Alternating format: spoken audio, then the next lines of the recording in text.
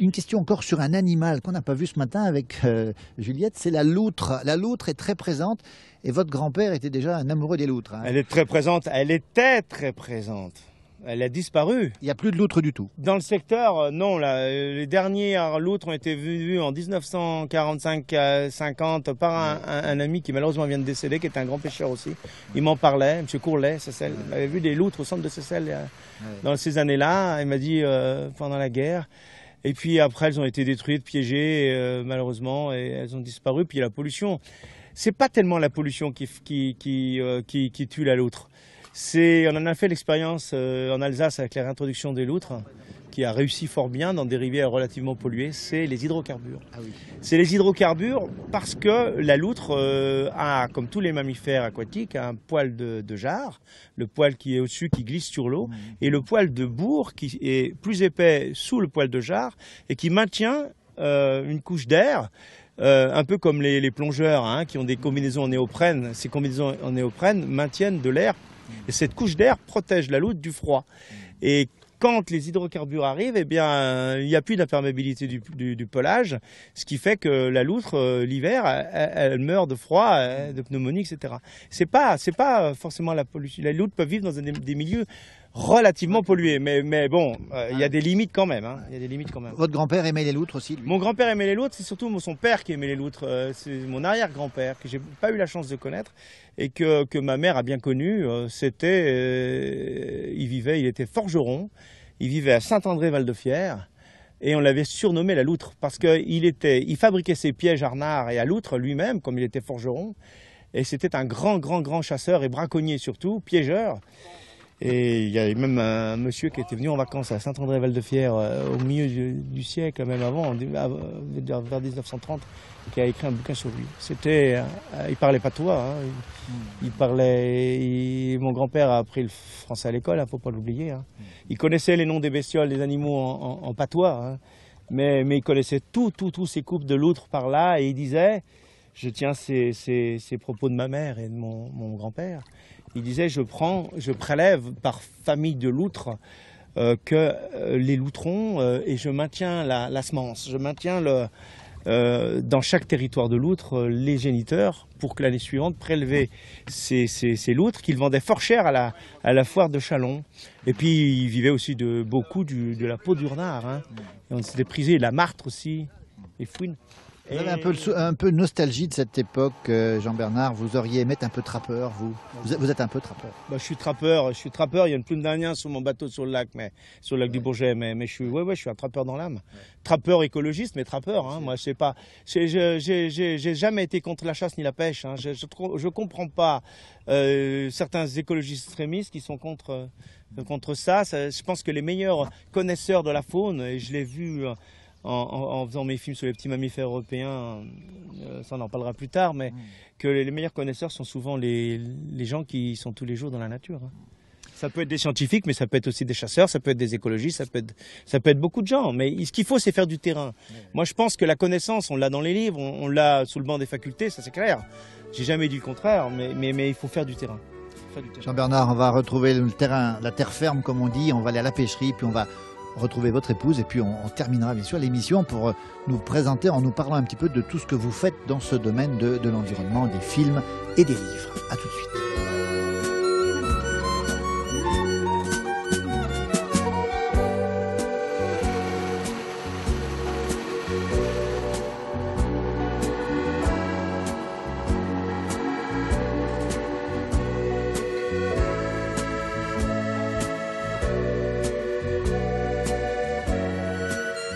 Voilà, avant de rentrer à la pêcherie, Jean-Bernard, un petit tour dans les launes du Rhône. Ce sont des bras du Rhône où on découvre des choses absolument merveilleuses ici.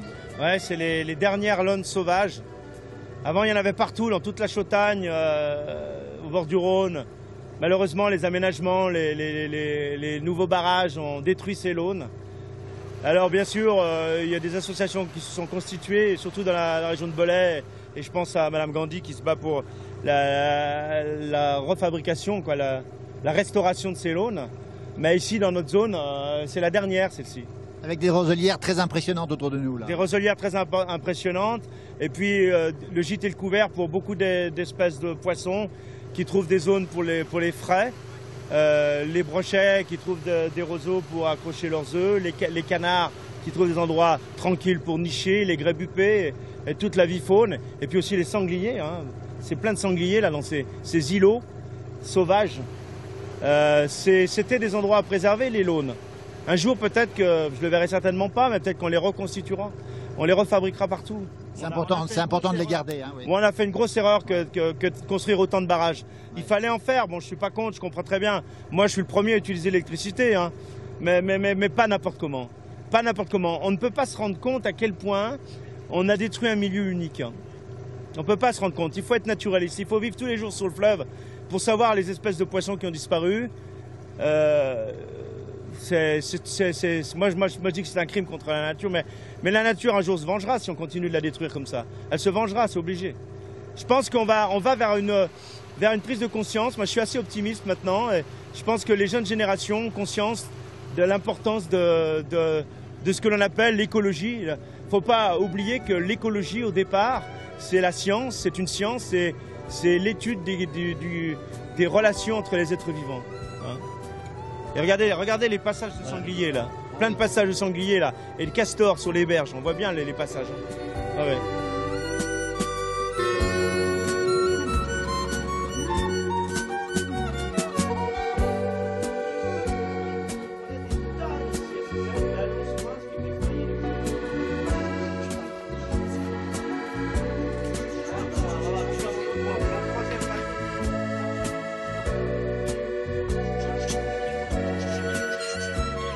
Voilà, on vient de quitter les Launes du bord du Rhône et on retrouve Marie-Jeanne, l'épouse de Jean-Bernard, à la pêcherie. Bonjour Marie-Jeanne. Bonjour. La pêcherie, rien que le nom nous fait rêver. On rappelle qu'on se trouve en plein cœur de Seyssel, Haute-Savoie, on le rappelle. Hein. Haute-Savoie, au bord du Rhône, bien sûr. Oui. Faut pas tomber Tout à fait au bord du Rhône, complètement au bord du Rhône. Oui, voilà.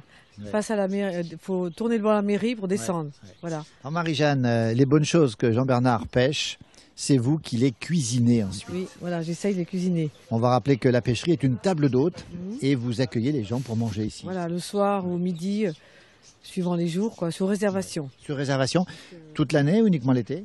Là, l'été surtout, et presque toute l'année. On va peut-être l'ouvrir un petit peu plus après, mais sur une petite ouverture qu'on a fait cette année. Voilà. Alors, on va rappeler quand même une chose. Vous êtes la spécialiste des écrevisses qu'on a trouvées, qu'on a ramassées ce matin, si j'ose dire. Alors, quelle est votre spécialité avec les écrevisses, Marie-Jeanne? Alors, le poulet à l'écrevisse. Oh, ça nous fait saliver tout ça. Mais le problème, c'est qu'il faut trouver les écrevisses, bien sûr. Oui, vous avez quelqu'un pour les trouver. Hein? Oui, voilà, on a trouvé les écrevisses. Après, il faut trouver le poulet, du vrai poulet. Oui. Donc, il faut le faire la veille pour que ça soit meilleur. Alors, on fait un courbouillon d'écrevisses. On garde le jus des écrevisses. On fait revenir notre poulet dans la poêle avec des herbes et tout ça.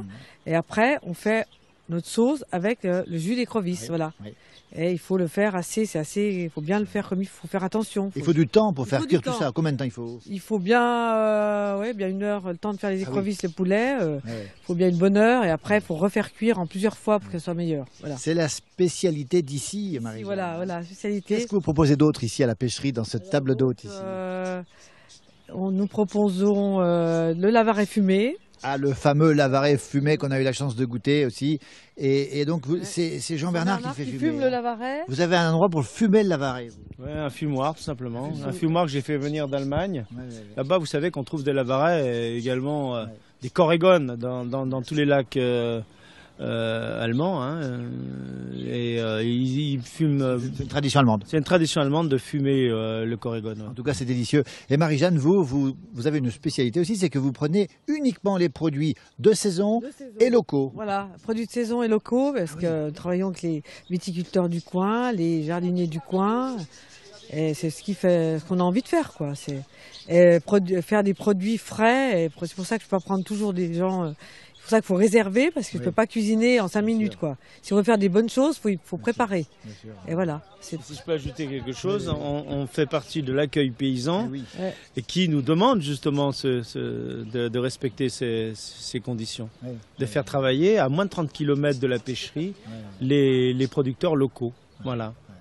Voilà, on a compris l'endroit ici, sur cette terrasse, ici avec vos produits du jardin. Le jardin qui descend jusqu'au Rhône en fait, hein, juste là derrière nous. Ouais, jusqu'au Rhône, c'est magnifique. Et là, les tomates commencent à pousser. Ouais, ouais, ouais. Et voilà. On va rappeler le site internet, hein, ça s'appelle La Pêcherie, Seyssel. On tombe dessus automatiquement, il faut réserver avant de venir ici. Réservé, oui, pour être bien, pour être sûr d'être bien accueilli. C'est Seyssel la pêcherie, c'est dans l'autre sens. C'est Seyssel La Pêcherie. www.seyssel-lapêcherie.com. Voilà l'adresse précise.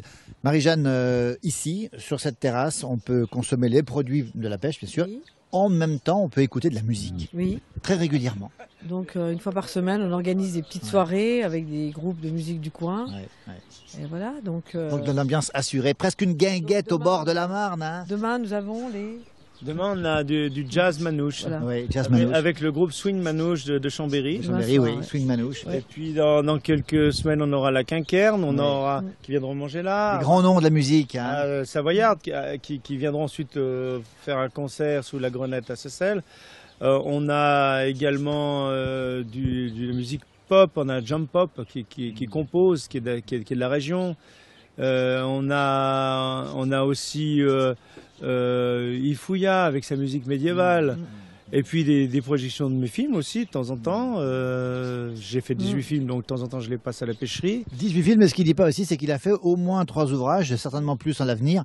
Et notamment un ouvrage célèbre qui s'appelle Le Peuple de l'Alpe, où on retrouve des figures comme dans la place du village, ou presque. Oui, le Peuple de l'Alpe, il suffit de venir l'acheter à la pêcherie, tout simplement. Voilà. Et je me ferai un plaisir de parler de pêche, de nature et dédicacer ce livre. Voilà. Et en plus, tous les jours, on peut acheter du poisson chez vous, tous les jours. Oui. Tous les jours, sauf suivant l'arrivage. C'est vous qui le préparez, Marie-Jeanne, en plus. Oui, quand je vide les poissons qui ne sont pas vidés, ça m'est arrivé d'en vider pas mal. Et je démaille les perchots. Et des fois, c'est un peu dur parce qu'ils ne veulent pas sortir du filet. Oui. Alors, on embauche les clients, mais ils se sauvent. Oui. Voilà, on a terminé cette émission maintenant. On rappelle l'endroit ici, la pêcherie à Seyssel. Et puis, venez ici, venez retrouver justement Jean-Bernard qui emmène les gens à la pêche très régulièrement. Hein. Oui, s'il y a des gens passionnés, c'est la condition. Hein, être passionné, aimer la nature sauvage. Moi, j'emmène les gens sur le Rhône ou le lac pour leur faire plaisir. Et puis parce que je pense que... il faut vulgariser tout ça. Plus il y aura des gens qui aimeront la nature, plus on pourra la défendre. La défense de la nature. Nous, on se rappellera des écrevisses avec Juliette qui a le pied marin finalement après cette balade sur le Rhône et du poulet aux écrevisses. Demain, une prochaine émission de la place du village. Merci beaucoup. Merci à vous.